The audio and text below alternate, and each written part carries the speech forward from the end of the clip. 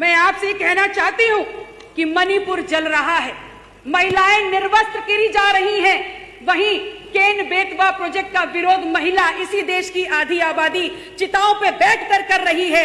इसी देश में महिला पहलवान सड़कों पर प्रदर्शन कर रही थी।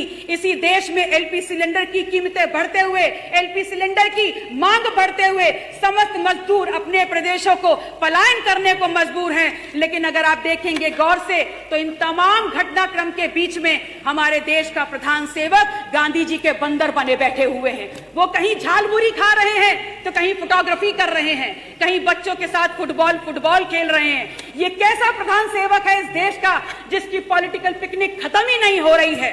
और आपके सामने यकायक ये महामानव अवतरित होते हैं तब जब 3 दिन के सत्र के बाद आपके कुत्सित मंसूबों को समूचा विपक्ष धराशायी करने का काम करता है। आप आते हैं, आप अवतरित होते हैं हमारे सामने तमाम सरकारी प्लेटफॉर्म्स को यूज करके, जैसे दूरदर्शन, जैसे संसद टीवी, रोना रट्टा मचा देते हैं और क्या बोलते हैं? किस लिए आते हैं? इसलिए आते हैं because you wanted to build a political narrative and that too when just before when the elections of various states were going on in Indian country।